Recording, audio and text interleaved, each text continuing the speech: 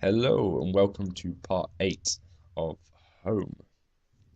Um, okay, if you remember where we were, if you watched the rest of the videos, we were just sort of going through all the evidence that we found in the house. And it said, are you ready to go into the basement? So that's what I'm going to do now.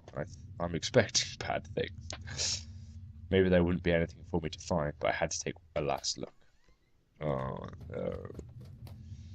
no. Okay, okay. I'm a man. I'm brave.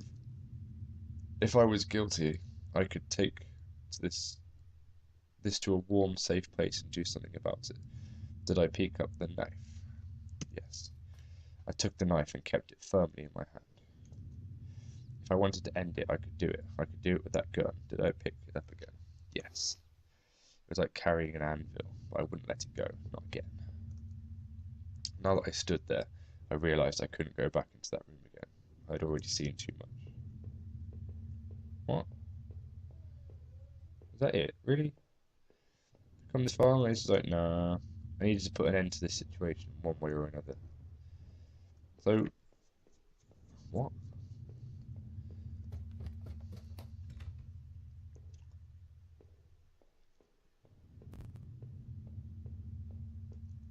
That was it. With Rachel gone, I couldn't stand to be in the house a moment longer, but I had the gun again, and that knife. This wasn't the only way to end this, I knew. But did I leave and say goodbye to that nightmare forever?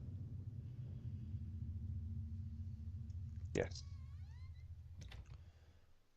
Living in this town hadn't been easy. The plant had helped in some way to stay grounded. It kept me in line, gave me something to do, and helped me get away from my past. When the factory closed, everything changed. I guess that was when I had started sleepwalking, disappearing for hours at a time.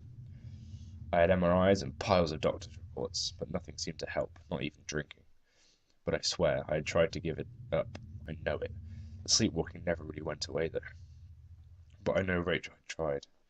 I know she had tried to be there for me, even when everything was falling apart. This night had unearthed terrible truths, but that I knew it was a final act of a long-standing horror I'd been living. Waking up in that house tonight was the final cruelty. I wish I had remained unconscious in that room forever. Even the man I had found in that old place was a mystery. Why he was dead, or who had done it to him, was not something I could even begin to understand. Or why, for that matter, I was in that damn room in the first place. Now that I thought of it, those sewers were a terrible mystery. What had happened there? I was lucky in my way to even find my way out of there. But I never did find out what was on that tape that I now kept. What might it have shown me? I found the contents of my wallet scattered throughout town. Why the hell had I been out there? Had my sleepwalking gone to some new extreme? The thought that I couldn't account for my whereabouts, but knew I had been to that forest and even Norman's place, well, it was terrifying. I didn't know what that meant. At last I had recovered my things. Hopefully, I thought, that would cover my tracks, so I wouldn't be blamed for all this.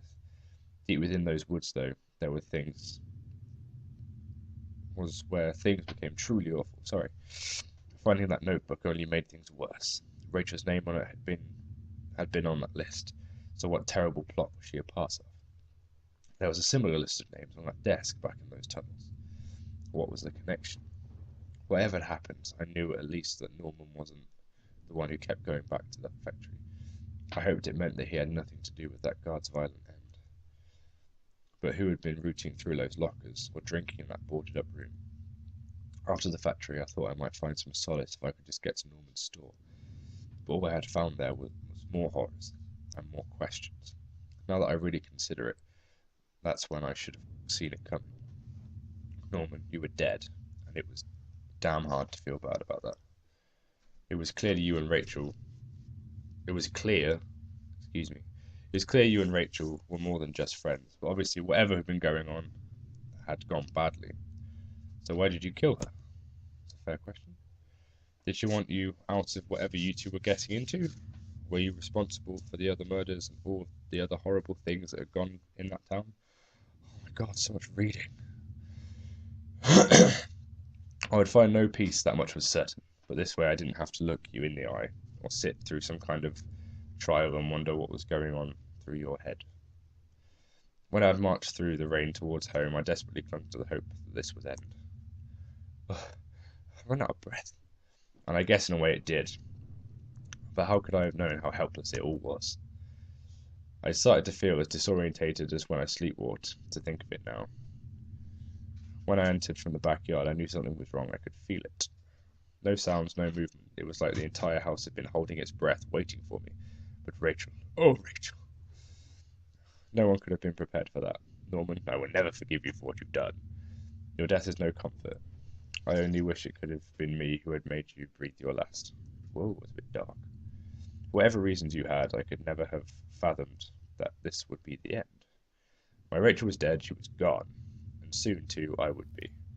As I swung open the door and stepped out into the air, I caught the scent of wet grass and fog. Rachel, my beautiful wife, just the thought of her again, cold and inert, shook me from head to toe. What would I do now? Who could I turn to? It would only be a matter of time before the police got involved, before the neighbours knew. The front lawn was soft and giving beneath my feet, and I couldn't shake the urge that I shouldn't stand there, but rather that I should run. Am I done reading? Oh, I guess that's it then.